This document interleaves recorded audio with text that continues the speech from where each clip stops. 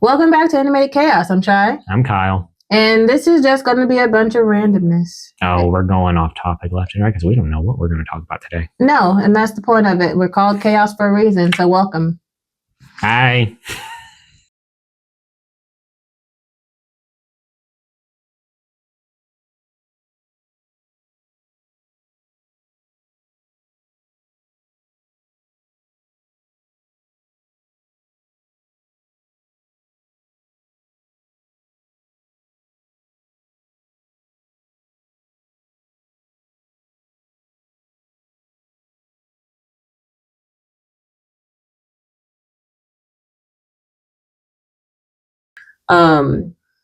What the they're not sisters. I keep wanting to call them sisters because they look so similar, but they're cousins, right? These two blonde cousins are from the Western region, right? Mm-hmm. We already kind of figured out what they're up to. However, that first plan failed because Jinshi is just right. Jinshi is just going back to when the woman faked a suicide or something, right? Who faked suicide? The girl who was like running this big scheme that I think started out in season 1 with like. When she got away and they never found her? Yeah. We still don't know where she's at. Yeah. But she's apparently a big part of this plot. Yeah, because there was like, we never found her, and yet people are still trying to. She's a part of the plot in the sense of like Mao relation with her dad. Like, what is your relation with my dad? Like, what's going on there? Also, you just tried to kill Jinshi, even though still Mao. Here's my thing. I think people don't understand. Mao know what's going on. She's just choosing not to. So the fact that she still has not put 2 and 2 together that Jinshi is the prince or not an actual. She's actively choosing to ignore it. She doesn't want to believe it. She certainly doesn't want to believe that this prince has any interest in her. Not just that, is the more she knows, the more dangerous she's in. She's like, I don't want that. Ignorance is bliss in this point. Oh, very much so. That's why. So she knows. She's also an ace icon, which is wonderful. Yeah. So if she just stops and think about it, she would get it. But she's actively choosing not to put the puzzle pieces together. Oh yeah. Because even in the later episodes, he goes, either she's just not getting it, or she has gotten and hadn't said anything. And he wants her to get it. He wants her to actively say something, but he's just like, hopefully she gets it soon because this is wearing on me, because he likes her. Boy, does he like her. So she likes him. Yeah, but she definitely likes him. She just refuses to acknowledge it. Yeah, and the fact that she keeps saying, oh, you're so pretty, yet you can't pass on your genes because it's just gone. Such a shame. Such a fine specimen, and it's just gone. Right? So I feel like how she's with medicine, she would be with him for like medical purposes, like experimental purposes. Like she would like him, and it's like, let's see if we can do this and see what happens. You know what I'm saying? But side note, I'm pretty sure that even if a man does have his balls taken off, you can't have kids. You can still, at a certain point before it completely goes away, still get your significant other pregnant. I think, but it's like a very small time frame, so you do have to still be careful beforehand. I can't remember. I feel bad, but I can't remember the I could be wrong. Name. I don't know medical terms, but I'm pretty sure that it's a possibility. How do you call them? In each, the guys that got castrated, what do they call it? In each? Is that what they're called? Anywho, the guy that's with Jinshi all the time. Yeah. He has a wife and kid. Yep. So he clearly had done that before he got that off. So, and then his son is also now one. So it's like, okay. Or no, I think isn't his son a warrior? I don't remember. I'm pretty sure. His son one too. He's a eunuch. That's what's called. Eunuch. Thank you. I was like something. I'm sitting here trying to think of it because I couldn't remember. I knew it was right, but y'all catch my drift. Pick up and put him down. Yeah. Catch what I'm throwing. Yeah. But. And his son's also a eunuch, I think, at this point. Yeah. Could be wrong. I mean, it could be that he's not reached a certain age point where they are concerned, but I don't know. You find out later on that I think they actually stopped the practice. Did they? Yeah. And so one of the episodes, she goes, oh, if only you just waited a year or two, you'd have still kept your manhood. Such a shame. And then Jinshi's like, what? She goes, ooh, did I say that loud? So they stopped the practice of doing like this new emperor, stopped the cutting off of it. But it's one of those, just like this latest episode, you have so many moving parts, but I love how they do is like you have so many plots going on at once, and they'll solve. It never feels too much though. Yeah, but they'll solve one. They're like, hey, remember when this happened? And you're like, oh yeah, and so it keeps you always going. Circles back around. It's beautiful. Yeah, like how they do it is so good, and I love the art style. It's really pretty. So this season, I'm really looking forward to it because it's like so many moving parts happening. Now we solved one of them, like the what was you should have already seen it when the concubine Jen, what happened to her? You should have already seen that. Yeah, I'm pretty sure I have. Because it was the corpse fungus one. Yeah. And so now we're dealing with everyone's trying to take everybody out. But the whole time you're thinking they're trying to take out, what's her name? Gyokyo, the redhead one. Mm-hmm. Or pink haired one. Yeah. We're thinking that she's a target, not knowing that we had the purple haired one's actual, what's going on with her. So we're just like, here's the thing. So curious to know what's going on with her. People, it's in your face. Like when I first saw that episode, I was just like, oh, because we know the pink haired one. I'm trying not to butcher their names. I can't think of it right now. Yeah. Why is it I can't pronounce Polynesian names, but I can pronounce Japanese ones just fine? Right. So it's like, we know she's pregnant. Nobody knows, right? So when you go to the festival, the caravan festival, and all the clothes is for pregnant women, it's like, who's snitching? Who's snitching? Who's snitching? Why would you know that? And why would you just so happen to have all the ingredients that could cause an issue? It's too convenient. Yeah. So we're still trying to figure that out, which where I'm at, they've already figured it out. And I'm not there yet. Yeah. I will be watching that today. And so it's just like, there's so many moving parts and just like so conniving, which I mean, it's on brand for that period of time. But it's like, you are all so conniving. But at the same time, I really want Mao Mao to get with the program and just, I know why she's not admitting it. Yep. But it's just like, she's smart. She knows to stay out of things that's not her business. Danger in knowing certain things. Yep. But it's at the same time, it's like, at some point, can we please just acknowledge the elephant that's in the freaking room? Please, at some point, maybe at the end. I don't know. I don't know if this is the last season. I don't know if they're going to do another season because first season, 24 episodes?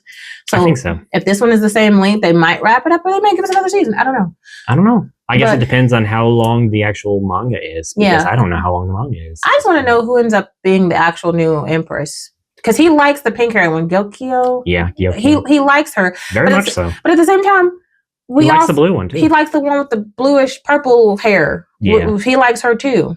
And she's got a voluptuous figure. Yeah. Oh, he made a comment about Mao Mao saying that she needed at least have 15 more centimeters before he even considers. And she goes, "You're joking, right?" And then she goes, "You're joking, right?" Because like, don't be looking at her. Like, I like her. Don't play with me. And so then the emperors make a saying that, well, then you take her. And then Jinchi goes, "Hey, okay, like I got your permission, sir. I got your permission that whenever she finds out the truth that I can." You just give me permission, which means at that point it's kind of like protection with the emperor in my head, because like you just gave another thing I'm still confused about. And I was looking in comments see if anyone else got it too. It's like, is Jinshi his brother or his son? Because in the first season it alluded to it could be possibly his son, because the whole like the Empress Dowager lost a baby, but the concubine is the one that lost her baby. But it's like, did she really? Yeah. Or did they do a swap? Like, did the concubine actually have her baby? Because, the complication and everything, because, the empress comes first before a concubine. Yep. But it's like, did she really lose her baby? And was it the empress that lost her baby and they just did like a swap? Which is quite possible. Because a flashback that just happened recently, it showed Jinshi talking about who his dad was. Did they lie to you and say that to you? Like, I am so confused. I hope they explain that a bit more, because like, once they clear up one plot, they add another one. So we've cleared up one plot and now we've added another one to it. So it's really beautiful how they do it, because things will interject and they'll clear up a plot as another plot's also going on at the same time. So you're constantly moving, but at the same time, it never feels too much. Yeah, it doesn't feel like stagnant. It doesn't feel like you have like a dry episode. Even the ones that's like the caravan one, which is kind of like a laid back one. It added to so much more to the plot. Yeah, and you felt like just like, oh, this is a nice carefree day. Like you felt like it too. It wasn't like can we move along? It was just kind of like, oh. I love the energy of the show. We need a moment. So we all needed a moment, right? Mm-hmm. And even though we're having this moment, we're still subconsciously, I guess, not unconsciously, subconsciously seeing plots. And later on it's like, oh shoot, we did see that. Oh shoot, this did happen. And then of course, we randomly have a cat named Mao Mao, because they had to emphasize that she's like a cat. So now we have Mao Mao and Mao Mao. Yeah. Which means cat in their language. So that's kind of cool. And I said Japanese, but I should have said Chinese. They're actually Chinese names, Chinese, because it's set in China, not Japan. Yeah. My brain just did a dumb. So, which again, the emperors, not Empress, the Emperor was like, you'd be the best one to take care of the cat due to your name, Mau Mau. And I was like, haha, I get what you're going, because her name's Cat. So she can take care of the cat. And here's the thing, we've seen already in season 2 that the Emperor has even taken a liking to Mau Mau. It's just like, but it's like, I like you. You're very good for everything you do. Yeah, but he still has that air of like, and later on you'll see it in an episode. It's kind of like, her whole thing is to lay low, right? Mm-hmm. Not to cause too much attention, attraction, don't look at me type situation. Yep. However, she is in the mix of it all, because one, she's with Jinshi, and so Jinshi being who he is, no one really knows, but who he is, she's going to be in the forefront of stuff regardless if she wants to or not. Yep. And so the Emperor, seeing like every time something pop off, we got Mau Mau here. She saves the day, but it's like, we got Mau Mau here. Like, who are you really? Like, I think, didn't he find out that her stepdad was the eunuch that did he know that in season 1? I'm not entirely sure. I do remember that what we have found out at this point that we, the audience, have been able to put together, but has not been put together yet by Mau Mau that I'm aware of. Of what part? She knows here in season 2 that in fact her adoptive father is actually her uncle. She knows that. Does she know that? Yeah, they did that in season 1. She's always known that was her adoptive uncle. Why not? She's always known that was her uncle, but she calls him dad because he raised her. Because she knows who her father is. Okay, I thought she was just like, this is my adoptive dad, but I don't know that he's already my uncle. I thought that was. Well, she did know that he worked in the Pleasure Palace. She didn't know where he worked at originally. So when she saw the documents and said, "Oh, he worked back here," like this is a bigger like, oh shit, because he was the eunuch that was. He was supposed to, I think, go to the Empress when she was having her baby, but he went to the concubine. Oh, okay. And so something like that happened, but a baby died on his watch. Yeah. So therefore, he was punished for that. Yeah. So that's how that happened. So the only thing she didn't know that he worked in the Pleasure Palace. She knew that was her, not her real father. She knew who her real father was because when you saw the dad pop up, she always was kind of just like, I'm avoiding this person because like she knew who he was, and so. The only thing was that the dad didn't know about her until he started hearing rumors of this really smart, impressive, lady in waiting. Is she a lady in waiting? Which one? Mau Mau. What is she? She's a taste tester. Like she's a poison tester. I think she is technically a lady in waiting. Okay. I think that is her official technical title alongside it. Because when she got kicked out and they renamed her and brought her back in. Yeah. And here's my thing is just like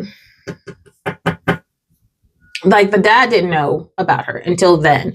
And that's when he was like, And then of course he saw her, was like, you look like the lady that I love, yada, yada, yada, yada. And then you find out later, them being together in her last moments and everything like that. Yeah. So the season opens up with them cleaning out that room that the sick mother was in, and she found like a piece of a finger or something. One of the sisters, brothel girls, found the finger, whatever the case may be. So she at least got to spend her last moments. We don't know if she's dead. I don't think yet. She probably is. Kind of she was riddled with syphilis. Yeah, that stuff kills you over time if you aren't taking care of it. Yeah, so at least her last moment, she was happy and not in misery. So at least they got to be together in those last moments. Which kind of sucked because it was not in something that either one of them could control what happened. And then you had the old lady that runs the brothel. She could have. I get what she was doing, trying to protect her, but at the same time, like. Tell the man, Yeah. Like I get what she was trying to do, but at the same time. But we also know from the backflash thing, the flashback, that he disappeared for 6 months, and not entirely his fault, of course. It wasn't his fault, really. That reason. He was being sent off by his father. Yeah. So it literally wasn't his fault by the time he came back. And he didn't have time to tell her. And I think that's the problem. If he'd have been able to tell her, I think things would have probably been different. Yeah. But he didn't have the chance to tell her. So Mau Mau knew that's who her stepdad and stuff is. They got that in the first season. She just didn't know that he worked. She didn't know that her uncle was or that her stepdad was actually her uncle. I just thought that she didn't even give it any thought. But because what do I know? Because I'm pretty sure the stepdad told her who her family was. Only thing he did not really divulge was where he worked at before. Because that was the shock to her. It was just like, my dad did this. Like, he's the one that did this, Yeah. Well, so that was the only shock to her, was just finding out. Also, the way that she words her talking about her mother is very just so distant. It's just like, I know I'm pretty sure at some point she just straight up says, I know this woman is important to me, but I don't know why. I could have sworn that was somewhere there in the dialogue, but maybe I'm wrong. I don't know. She knew who her mother was. She just hadn't had a relationship with her because one, Mom, you cut off my finger. So she doesn't know the thing. She doesn't know how to... Only the fingertip, and apparently it grows back. No, hers is still short. If you look at her hand, it's still short. So it's shorter than... Yeah, but every time she looks at it, she's like, well, it's growing back. Well, she's looking at it because like the red string of fate, they usually tie it around your pinky, the red string of fate. So that's love. So she looks at it and basically is like, for her, it's kind of like, you would go this hard for someone you love. And so she's looking at her finger just like, you know, like you cut off I'm a baby. I had nothing to do with what y'all had going on, but you cut off my finger for love. Like, so it's like the extent you would go for it. And that she doesn't really understand it in like the non-medical scientific terms of it. It's kind of like with the dude from Dr. Stone. He's like, man, it's whatever. But hers is more like she's wanting to know, like understand it. Whereas the guy in Dr. Stone, I can't think of his name. He just kind of like, don't need it. I got science. So it's like the two. Meanwhile, every single woman's falling in love with him, and you're just like, yeah. And he's just like, yeah, nah. So, but I really enjoy it. There is a new episode I just saw, so I'm probably going to watch that later. But yeah, catch up, figure out where we are now, because those two, back to the original topic, was those blonde girls. I just didn't realize I was that far behind. Yeah, I mean, flies. So I was literally talking, I was like, oh, the twins, like who? I'm like, the Moon Fairy episode, but you know. Well, I wound up stopping just before that episode aired, apparently. Yeah, so, and the eunuch, the one that's always with Jinshi, he brought up a story. I'm trying to figure out, and so is Mano, trying to figure out, is that a made-up story? Because she already clocked that you didn't tell me all the information, but you're wanting me to help solve this problem, which was in the mirrors. Remember the mirrors episode? Yeah. So, vaguely, but yeah.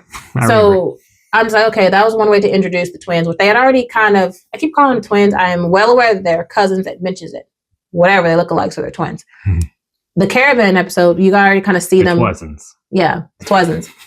The Caravan episode, you already could see them a little bit. And then this episode, the Moon Fairy, when you really see them and you really feel like, you know, they're... Is that the girl that had the same fascination as Mao Mao for medicinal herbs and stuff like that? The one slightly taller than her gets really excited. And about bugs? Maybe. What about her? Is she this twin cousin, whatever person you're talking about? No, she's just another handmaid girl. Yeah, the handmaid girl who also seems to have a similar interest to medicines that... she's interested in bugs. Oh, she's interested in bugs. Okay. Yeah, her thing is bugs. Okay. And the reason why her and Mao Mao gets along because Mao Mao see bugs as medicine. So... Okay. Yeah, no, she's in this next episode though. Okay. But my thing is too, I'm wondering where she come from too, because she can read and write too.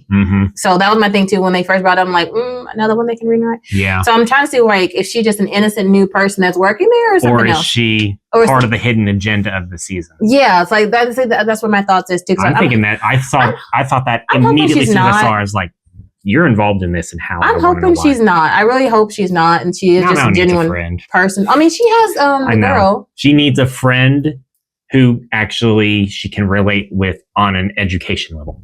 Yeah, well, my thing, yes, but at the same time, Mama thinks it's really cute and sweet that her friend is learning. Dumb. Yeah, I mean, she's been teaching him. They've gone to school. She's not teaching her. She started out. They straight up started that school, didn't they? Well, yes, but she's not the one teaching. Oh, okay.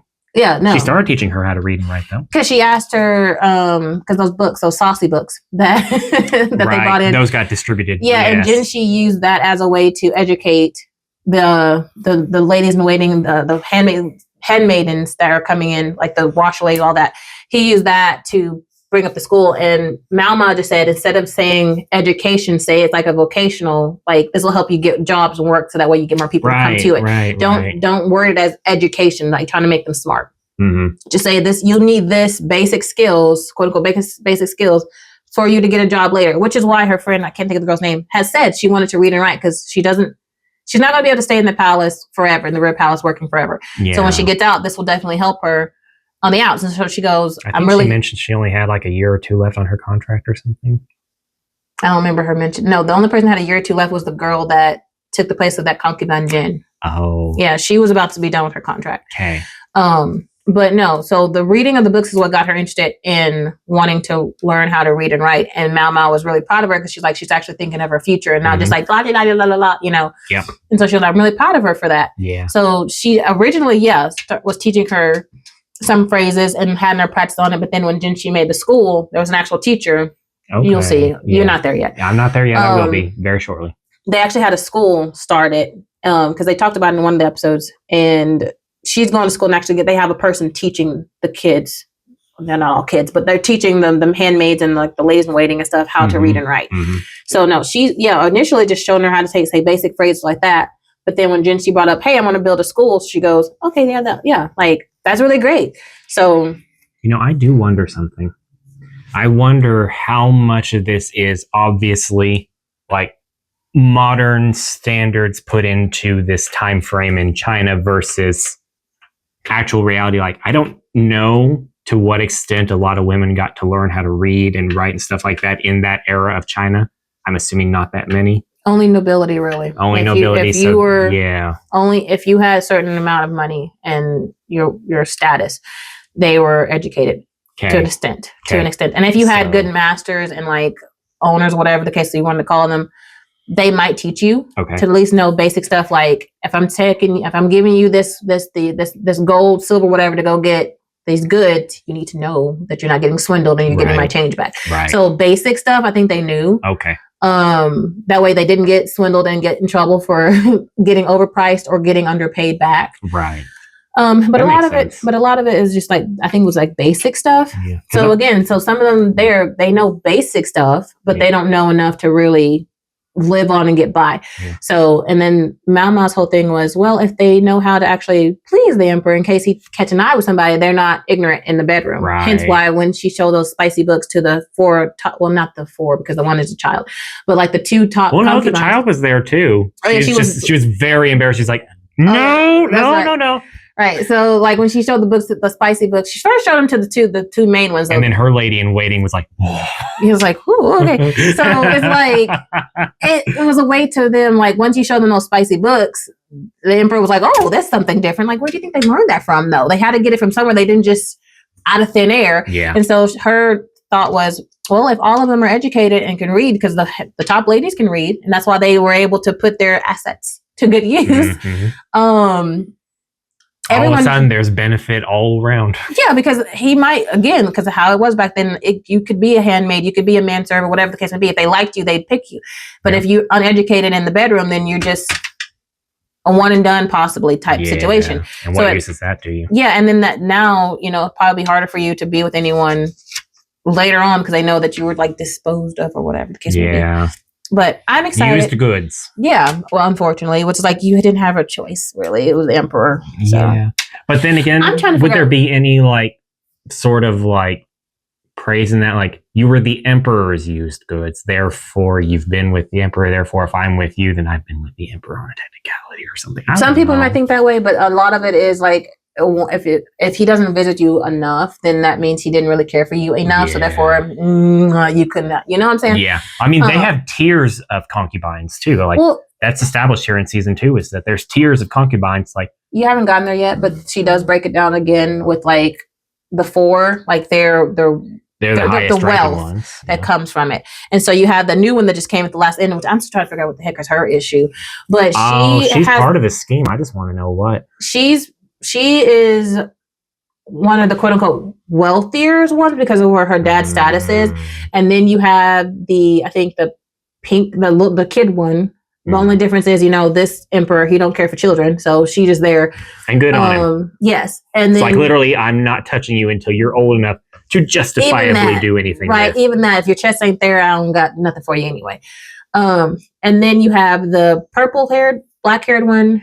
And then you have the pink hair one, which is his favorite. However, even though she's his favorite, she does not have that much influence, like family influence. Like, but she's also liked by Jinshi a lot. So on paper, it sounds good. On paper, it sounds like they're all on the same level, but technically, she's not. And she's more honestly. I really hope she gets it because she got that forethought, right? Like she's a there. Smart cookie. Yeah. So it's like on paper, it looks like they're all on par, but technically he's not really with her, but yet she is his favorite. So it's kind of like it doesn't look good for the one that's not really as influential to be the emperor's favorite, because one, she doesn't have as many hand servants, handmaidens, or anything like that. But she's picky about her hand servants. Yeah, she only chooses the ones she absolutely feels she can trust. My thing too was like, I'm sorry, but ma'am, yours keep trying to kill you, and the other one, the girl one's hers just using her. So it's like, is it really good? That's why you keep a small circle, which is what this one. The taste tester for the little short one finally is on her side when she realized, oh wait, allergies are a thing. Yeah, and she's like, I almost killed the head maid. The head. Yeah. What the hell was their name? The head lady in waiting, I think. Yeah, the head lady in waiting. Yeah, she's fine, but I'm still talking about the other ladies in waiting. They're still garbage. Yeah. Oh, they're horrible. I mean, they're probably better. They're better, I think. But she does have that food taster now who realized, oh wait, my job is actually something where I could wind up killing my person. Yeah, she's a kid, but at the same time, you're jealous of a kid. She's still a kid. You still need to be trying to take care of her. Like, I don't understand that. But then you have, like I said, you're not there yet. But then you have the black-haired purple. I keep changing her name, her hair color, because I don't really know what color that is. It could be blue, so hard purple, violet. Yeah. Well, it's so hard to truly depict black hair in animation and have it not just look like a. Yeah, because they have it, it has to be shiny and, silky. So they often add blue or purple in there just to give it some color. Here's my thing. I'm just going to base off of what she wears. Her colors, I think, are blue and purple. You've got the blue one with the large breasts. You've got the pink one with the not quite as large breasts, but wonderful personality. Yeah. You got the little kid. And then you've got this new one who I think her color is black. Is it like maroonish? Like hers are darker colors. It's a dark purple, almost black. It could very well be like a Midnight Violet situation. Yeah. So you have all of them, and again, we don't know her situation with her, so I can't put heads or tails on her people. She just have 1,000. She just have a lot. She has a lot of people working under her now. Yeah, she keeps adding more and more handmaids or whatever to her. Things like, I need more. I don't want to be killed. I need more. It's a way of flexing your wealth. Yeah, and so that's why it doesn't look good on the pink one who has pink one, who just she doesn't have a lot of them. But at the same time, it shouldn't say, oh, I'm poor and I can't afford them. It should say that, like, I'm humble. And I keep a small circle because it works best for me. Yeah, like I don't need 50,000 people running around my place, especially when I have a kid. I don't need 50,000 people. I need my trusted circle. I need my trusted girls. Yep. With me. Yep. And that's it. I don't need all these 50,000 people, because again, when you get there, you'll see why. Yep. You'll see why, but I'm going to tell you right now. And Mao is just kind of the universal, I work for all of them. Yeah, at this point, like, because the purple one, she wants her, because she's like, I want Mao. I can borrow her for a little bit. She goes, but she's still mine. Just to let you know. The pink one's like, she's still mine. She's mine first, but the blue one's allowed to borrow. Yeah. The purple one apparently wants to use her for stuff. The short little white pink one, whatever. Yeah, like she could be friends with helped enough. Yeah, she could be friends with y'all, and by all means, I'm here for all of us. I want us all to thrive, I guess. Yep. But at the same time, especially after so many boys and children, whatever, have been killed. Get to the episode already, because I'm telling you right now, you're going to want to fight when you get to that one episode. Because I'm like, are you freaking tired? Oh, like I thought you were redeemable. You're not redeemable. Fire by fire. But yeah. She doesn't get that. She does get the humiliation she deserves for a person of her status, though. Okay, but it's just like, woman, you were the problem since season 1. We didn't even know. So they kind of, but like I said, purple girl, she gets her. The blue one's a problem all of a sudden? I thought not the concubine. Okay. Not the concubine, but not the concubine. The concubine's a problem. Her hand, you'll see. Okay. But I'm telling you right now, she. Let me just say that she grew. She has grown, because when the first season when she was on death's door because of the powder and everything, she was kind of like, oh, my life is over, da da da da. Yes. This time she's like, knock if you buck. So she's different on this one. So we're just like, yay, growth. We love to see it. We love to see it. Okay. Because so I'm trying to. I know you say you don't about care. The handmaid with the poison powder issue. Yeah. So okay, I'm following. Yeah. So like, I'm trying not to get too much once you watch it and like see how it unfolds. Right. But this time, the purple one. I wish I could remember her name, but the purple one. She's obviously not making enough of an impact right now. Well, they don't. She's not the main character. They only show her a few times, so I can't really remember her name. In the season, like they literally only show like in past like cameos every now and then. Mm-hmm. So like I can't clock her name, and I don't remember their palace names. Like the Precious one, you got the Precious Consort, the pink-haired one. The I think the Lovely Consort. Is that the Pure Consort? Pure Consort is a short one because the little girl, yeah, she's a kid. I think the Lovely Consort is the purple one. Was it the Regal Consort or something like that for the one that just got kicked out? Who looks because she was a warrior, so she had more like that warrior mentality. So then she had lost her uterus in the pregnancy, so she could no longer give birth anyway. So Lovely Consort is the one that I'm talking about, which is the purple one. Yeah. Last season it was just like, oh, it's over. Da, da, da. This season she goes, oh, really? You want to play that? And so they literally was like, yeah. She goes, no, I really want to. And they're like, oh shoot. And so then you got Malmai going. Like, yes, you've grown so much, right? So I'm just like, I'm so happy to see that too. So I'm torn because I do like both the Precious Consort and the Lovely Consort. So I was like, can he just marry both? Well, he's the emperor; he can do whatever he wants. Yes, but you have the empress, and then you have the consort. Yeah. So maybe one will become his consort. Because he'll still have the harem. Yeah. But like one maybe will come the consort, like a royal consort. I don't remember the tiers on like the hierarchy on it. I don't remember. I don't even. But I think it's like you have the empress. If I think about it, I'll probably put it in you have like the editing or something, but I probably won't remember. Okay, you have like the empress, you have the noble consort, like the noble concubine, and then you have like I think there's like two other like lower ones, but I think those like just kind of like the main hierarchy of it. Okay. So like he can marry one, make her the empress, and make the other one his noble consort because like I like them both. And I'm not saying nothing wrong with the little kid because he's only keeping her around just for her to save face. Well, that too, and the fact that she was already married to the previous emperor at a certain point, and she left and then came back, and then after the emperor kicked the bucket. Yeah, then she left and was brought back, but is now in this position where she's still at a high-ranking position. And she is not being touched from there on until she's older. She shouldn't have been touched in the first place, but that guy was a creep. But my thing too is the reason why she's kind of like shamed and like the joke is because you left. You were with my dad, which the emperor doesn't care, but it's like you were with the dad, and now you're coming back for the son. So it's like it doesn't look good because she did leave and then come back. Yeah. So it's like maybe if you would have just stayed. I don't know. I don't know how that works. He probably just kept you there anyway. But it's like instead of sending her away, because that would have been shameful on her. Yeah. That would I guess it would have looked bad on her. Well, we don't know how they do grandmothering in on certain policies like these. So. Well, she would have stepped down regardless because a new emperor is in place. Yeah. So the concubine that he had, which was the first one that he had, and he had a kid by, and situation happened with that. Yeah. And then of course you have the concubine who was the one that left, who lost her uterus, who that's what I'm talking about. Treated her like a daughter. Yeah, that's what I'm talking about. Okay. He had her. So that was his first concubine, was her, I believe. And so when she left, because they grew up together like friends. So when she left and came back, if she would have just stayed, I feel like if she could have stayed, if she could have just stayed even when the empress passed, yeah, you're no longer the concubine of the emperor, but you could have like probably still stayed in the palace, maybe, as opposed to trying to come back as his concubine. Because like, okay, now you just seem kind of greedy and a little meh, right? And this king has some sense. It was like, you're a child, so no, because they alluded so many times that even the mother, the empress dowager now, was basically a dang baby. Because when Mama saw her, she goes, "You look really young to be basically grandma." the mother, you know. And then, the way that works out is so weird. And then she went, "Ooh, you had to have him when you who?" She goes, "I'm so sorry for it." Like, so you like they joke, but it's like it's true. Mm-hmm. Like she was a kid when she had the emperor, and so it doesn't surprise me that she was having difficulties the second time around because she was still technically a kid. Like she looks young. She looks very, very young.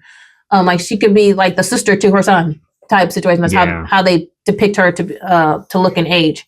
But at least she's not, so far that we know of, is not a bad dowager. Because you see those period dramas, it's always the empress dowager that's trying to do something sneakily in the background. It's like, will you just let people love what they want to love? Like, can we? So at the moment, she's not done anything of that sort that I've seen. But like I said, the new episode's out, so no telling what's going to happen because it is titled Empress Dowager. So we will find out in this next season, or the next episode. But that was my rundown for it. I can't wait for you to catch up because I'll be caught up, and I'll probably be calling and texting you and just being like, "Shy, Yeah, like, did you see what happened? Yes, I did. And like I know I keep spinning the block on this, but going back to those two blondes, you and thought I don't know these blondes you yet. thought, and ha ha ha, you thought, but we got Jinshi, who's a bad bitch. Okay, you pretty princess, you thought y'all ate. We're better looking than all of your concubines, and why don't you take? That's how I feel about him. And but they're not going to take him on the chin. I guarantee you they're not going to take him on the chin. They're going to come back because how it ended with their clip, I was like, oh shoot, they got to be working that. And again, it goes back to the girl that got away in the first season. Mm-hmm. They all are connected somehow, talking to her it's a some huge, type massive of way. Conspiracy somewhere. I need her to be found because it's a spiderweb conspiracy, and we're watching to see what happens. Yeah, because I mean, like, yes, it's important for this trade with the Western people to go well, but that doesn't mean I got to marry. Like, back up, back up. And of course, I love that the pink-haired one, her first lady in waiting, was ready to throw hands with her when she was talking. She was just like if you don't back up, and so because it's like back off. We're doing all these bells and whistles. Back off, and then you have Mao looking at him and going, "Oh, that's y'all's real ploy. That's who you after. That's who you after. Okay, cool. Good luck with that. You about to start a problem that you don't want. Good luck with that." And then, of course, the twin cousin, comes back and it's like, we should go back to our seats. Yeah, go back to your seats before you know what I'm saying? Like, I was ready to, that lady in waiting with the pink-haired one, I was ready to fight with her because I was just like, y'all are crossing so many lines. You're so bold. You're so bold that we're prettier than all your other, like, mind you, all four of the concubines are there, right? Okay, are we talking about the short little girls, ladies in waiting, they're all bitches? Out of sheer curiosity, or is this a whole other group entirely? No, these are two. Okay. These are two new people. New people. All right. Yeah. I just wanted to make sure since I'm not yet on the same page. You should have seen at least glimpses of them during the caravan because they said we're waiting for these two important people to come through, and they literally showed them. Yeah. Yes. Okay. Yeah. Yes. All right. So them, and so because even Mama points out, and she goes, "Oh, they think they're prettier than everybody here. I get what y'all doing." And then because the mirror episode, they gifted all the concubines with mirrors. It's basically a slap in your face. Just like, look at you. Look at yourselves. Look at yourselves in this mirror, this clear, beautiful, pricey mirror. You don't compare. Like, that's literally the message they were given. Mm-hmm. But if no one caught that, it was kind of just like, oh, that's a nice gift because it's a very expensive gift, right? And they were trying to like wow them or woo them, whatever. Mm-hmm. No, they basically were saying like, look at yourselves. It's a backhanded compliment. Yeah, like of a big present. Like, look at you, now look at me. Look at you, now look at me. Like that's literally what they were giving off. And so, but that's okay because Jinshi came in and saved the day. Made them eat their words, and now they're plotting something else, and now I'm worried. Oh, I'm not gonna worry because I don't foresee any major character dying in this series. Honestly, I really hope not. No more kids dying, please. Because I don't need no more babies passing. I will be heartbroken if the little pink daughter, right, the princess, like. She's so cute. Yeah. And we're literally watching her grow up. So if she dies, I'm going to be like, but you know it is true though, because it's like, even in history right now, she's just a kid, but she already got so many haters. So many people smiling in her face and not really wishing her well. But that's true though for that time period. And it could be now too. It's true for a modern time period. Yeah. It's like all these people that she's so innocent, and some of them are smiling and some of them are genuinely happy to see you and thriving. Some of them are just like, like, see you as a threat. It's a baby. Baby. And since she is a female, she's going to be married off somewhere, unfortunately. Yep. Which is why, I don't know if you're there yet, but which is why Lady Gyokyo, the pink-haired one, said, Mama. Yeah, you saw it already because when they introduced the cat. They was like, take her out and show her the plants. Yep, take her out and show her this. And so her head lady in waiting was like, why do you want her to want something so like that? And then Mama's like, nah, I got you. Because if she has to go somewhere else, she has to be able to protect herself. She will recognize poison. She'll recognize plants. She'll know how to protect herself in foreign lands because she might get married off somewhere far off. Yep. And they might not be so forthcoming and welcoming to her. So I was just like, this is why I really want her to. I really do. Plus, I mean, Gyokyo is a smart lady. I really do. And plus, she knows because she got married off and had to come to another place. Mm-hmm. And how many times? And she just got fortunate enough that she wound up in the position she's in, really. Yeah, but how many times have they already tried to take her out? Like twice already. At least twice. That we know more of. Than that since prior to Mao. Yeah, but just what we know of, twice. So all of them that's come from different lands. And I think she's from the Western region. So yeah, so she knows. So yeah. So it's like, no, I want my kid to know everything as much as possible. And you are the most knowledgeable person, which by the way, you'll find out later is technically illegal to do what Mama's doing. But absolutely. I knew it was illegal from the get-go. Yeah, but a woman being an apothecary in that time frame. Yeah, it's only for men. But Genshi's like, we're choosing to look the other way. Like, I'm not going to say You're the best of the best. We're not about. And your dad was one of our best, unit doctors. So it's kind of like, we're going to overlook it. Just don't let nobody else find out that we're overlooking it. Because then, unfortunately, my hands will be tied and I'll have to do something. But and that's when he'll be like, so I'm marrying her and you're just going to have to deal. Because then princely special privilege. Like, how many times do I have to exile you and then bring you back with a different name type situation? Because what happened the first time is again, when they're finding out lineages and stuff, she was down the line, was a part of that. So everyone had to leave. Except apparently her dad. Her dad did leave. He just... Her dad is... Her dad. Her biological father. Not the step. Okay. Yes. Yeah, so they knew... So yeah, no. So how many times we got... Dad. I like her... broken record, but you got it. I knew exactly what was going on. But anywho, that's enough of me rambling about Apothecary Diaries. It was interesting. I really like this anime. I love it. I really want to binge watch Dr. Stone, but I really want to wait 2 more episodes. But I really want to binge watch it because I've already bit the bullet and did it with Apothecary. I might do it. I got a couple. You may as well. Yeah. I accidentally started watching the new season, not realizing we were going into the new season when it went past that little quick short movie, whatever thing, when they started going to the US. Mm-hmm. I was like, I'm already, well. So we're here. I'm mostly caught up. I am at this point probably close to a month behind again, but it's fine. I'll be caught up in no time on that show. And like, we don't know how long these seasons are going to be. They could be 24 episode seasons, or they could be 12. I'm hopeful for 24 because I like detail, but I don't like it to be so much detail. And you can do so much with a certain amount of time as long as you pace things properly. Mm-hmm. And that's what I love about both Apothecary and Dr. Stone is they pace everything so well. You don't feel too rushed. Never. And what I like about it too is like, you're watching it, but you also feel like you're there in that world. So when they're feeling stressed, you're just like, oh God. And they're coming out like the caravan when they went to the market. It was kind of like, I want to get a beautiful slowdown moment. Yeah, like it needed to be. I'm going to get some teas. I'm going to get this. And then she finds out, it's like, well, dang, I bought these teas not knowing that technically all of these things combined could, cause a problem. Yeah. Oh, and later on in the episodes, when you get there, the person that's doing the perfuming and all that stuff, you're trying to fake, like create a potion for taking care of children. They had it all around them. This is actually kind of relatable to this whole conversation. I saw a TikTok not too terribly long ago. It may have been yesterday. It may have been today, where apparently if you are a pregnant person, you should not have scented candles around you because they can actually mess with your pregnancy and cause problems.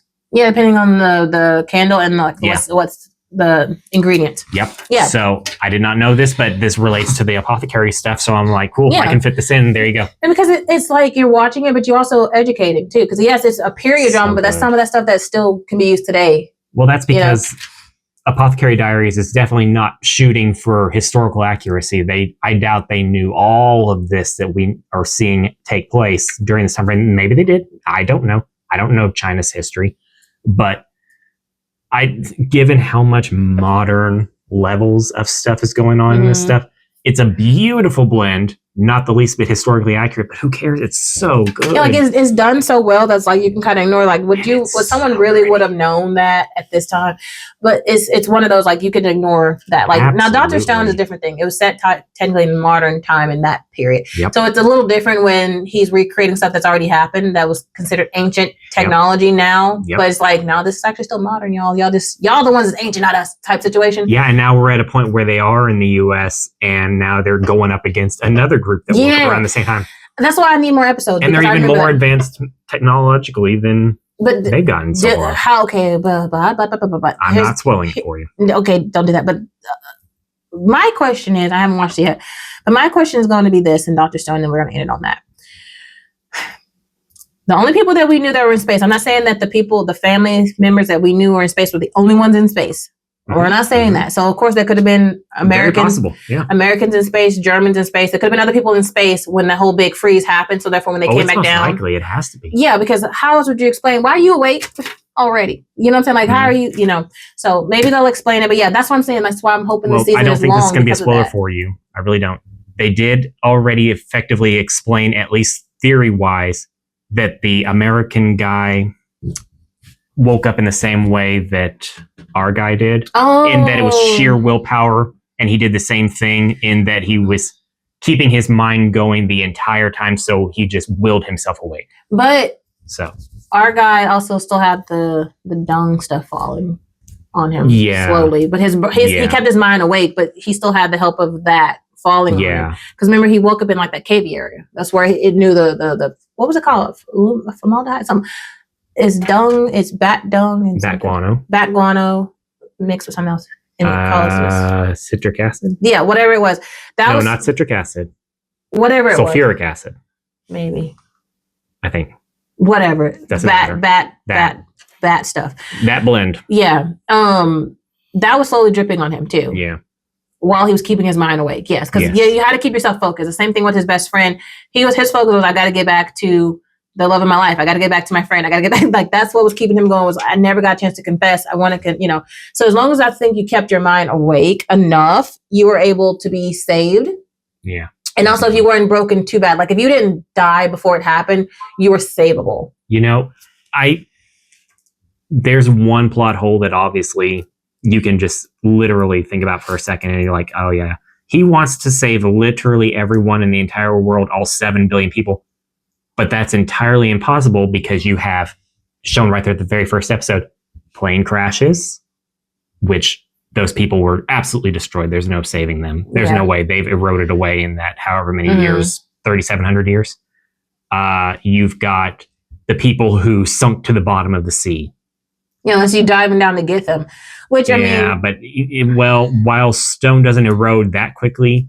It will have eroded eventually, and there's no telling if when they landed they hit like a coral thing or you're not going to get all the pieces. You're never going to get all the pieces. No matter how good the girlfriend is at sewing and patching puzzles, unless you have all the pieces, you're not going to be able to put them together. And then there's also just this, like, of the 7 billion people that were turned to stone at the start of this series, the way I have it calculated in my head is that they're going to be able to wake up maybe 5 billion or less, depending on how badly things went. Because you've got people that are buried deep underground and sand's going to erode away stone real fast.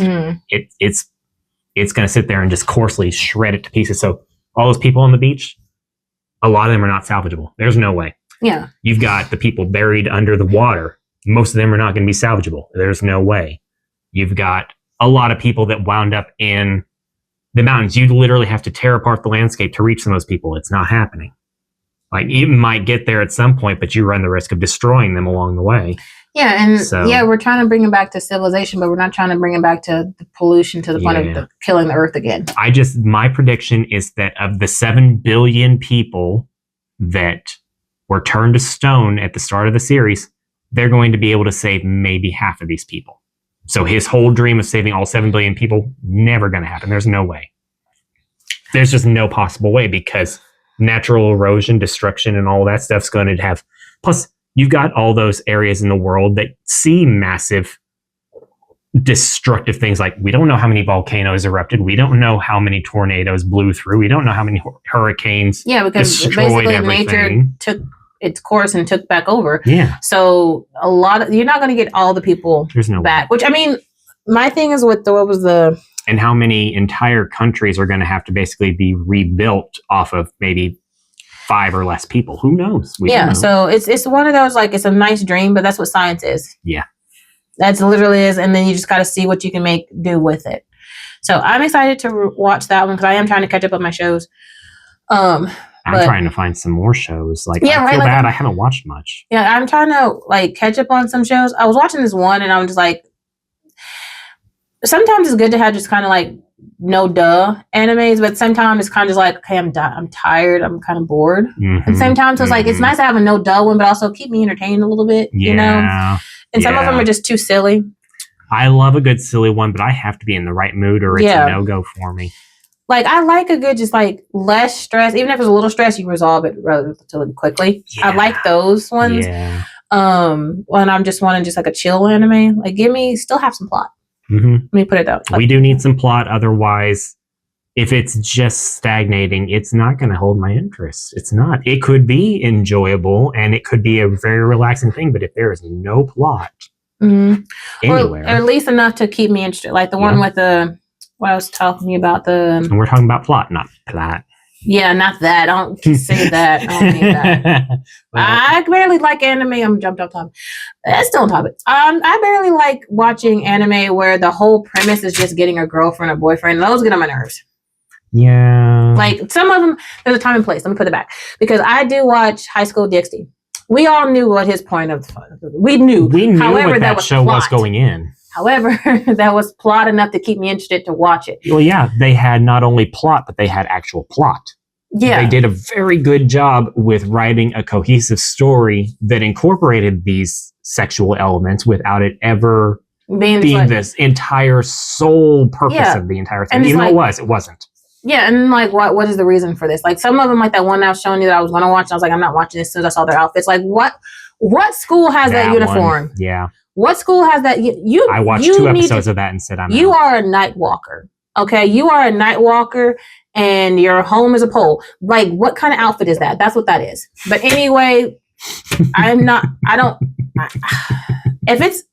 really is like, I'm okay sometimes with the couples getting together, like certain characters getting together. If it feels natural. If it's natural, like the thing with Jinshi and Mao Mao, I actually want them to get together. I'm so excited for the possibility. I love that Mao Mao's got such a dirty mind. She's like, right, girls and guys. Well, technically she is like 17, but she doesn't look at. Is she 17? Okay. Yes, she's technically of age. I mean, it's like she is absolutely fantasizing in her head, like every girl and every guy wants him. And she kind of she mentions it again that, his beauty can topple nations and kingdoms, which is true. Absolutely. So stuff like that. If they don't get together, okay, whatever. But if they do get together, yay. But it's not one of those that's like, oh, these two are going to get together. No, can we just have a story? And if it happens, it happens. Yeah. Like, because yes, we know he likes her, but they're not pushing. We know she likes him. Yeah, she's interested enough anyway. But it's like they're not pushing the narrative. You know what I'm saying? Yeah, exactly. So it's not one of those naturally occurring as we. It's not just randomly. Oh, I just met you. I'm in love. What? You just met this person. He was asking for directions. Or you saved his life or vice versa. And all of a sudden, oh, I love you. Stop simping. Those are the ones that get on my nerves. Now, I can get over it enough to, if the show is still good, to watch it, because I have done that. They actually had to come up with a name for people who do these things. Simps? Yes. Yeah, like, stop it. There's an actual word for it now. I love that, honestly. Like, stop simping.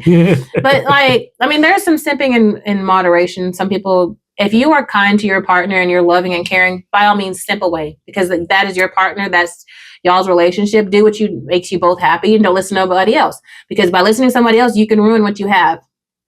So if you're in that type of situation and y'all together and y'all both lovey-dovey and caring for each other, by all means, simp away. Oh, my wife's calling, my boyfriend's calling, my husband's calling, whatever, and you prioritize each other equally, then yes, I'm a simp. If I love this person like this, then go ahead. I'm going to take it as a compliment. That he simps with me? Absolutely. He loves me this much? I'm okay with that. And I'm okay that I love this person equally and that we're both taking care of each other and we do these things for each other. That is fine. But when you are the simpy type to the point of like, this person just committed a crime in front of me, but that's okay. No. No. No, I mean, unless they committed the crime in my honor, then that's different. But I'm just saying, like, you are a criminal. And you were okay with this person, he just said hi to you. That's it. He just said hi, and you're simping over this person. He could be so mean and rude to you. Vice versa, it could be females too. So mean and rude to you, but then they give you that little tiny affection, and then you just stop. It's not always guys. It's up. Both sides. Yeah, it's both sides. Stand up. Both are evil. Yeah, stand up. And they are so rude to you. And again, jumping topics a little bit. But it's also a reason why I like this Thai drama that I'm watching. Mm-hmm. I love the 2 actors. I love watching their stuff they're in, because the chemistry between them, chef's kiss. However, his character is like, he's been mean to you this entire time. Like, it's one of those kind of like sundaras, but she's not at the sundara stage yet. Mhm. So he's just being an ass at the moment to you. Okay. And then the one time when he sees like, oh, you're generally trying, or you're generally doing this, like, oh, okay, you're not just here because you're daddy's money. You're actually, you know, a good person or whatever. And he does like tiny little things for this person. And then all of a sudden, oh, they're not a bad person. No, they're actually really, he did one thing out of all the other things that he's been doing that's been jackassery. Stop simping. So it's really hard for me to watch this one, because I do love those actors. I do. They're wonderful together. I love watching anything The story with them. sounds like dog shit in some regard. But it is not the best story, and it's just like, I hate to see it, because I'm, you know, like I like them as an actor. I like both of them as actors. So it's like, you two together are just so wonderful and so cute together, and everything that y'all do. But this particular one is bugging me because he's being rude to you, and the one time that he's nice to you, you all of a sudden your opinion of him has changed, and now no, he's this one. It takes more than just one time that you've been nice to me for me to actually fully change my opinion. Mm-hmm. If you're actually a kind, genuine person, yes, we know that this person is hardworking. We see it. He's very serious about his work. He's very serious about this. He wants stuff done. We got that. We can admire him for that. However, he still is a butthole.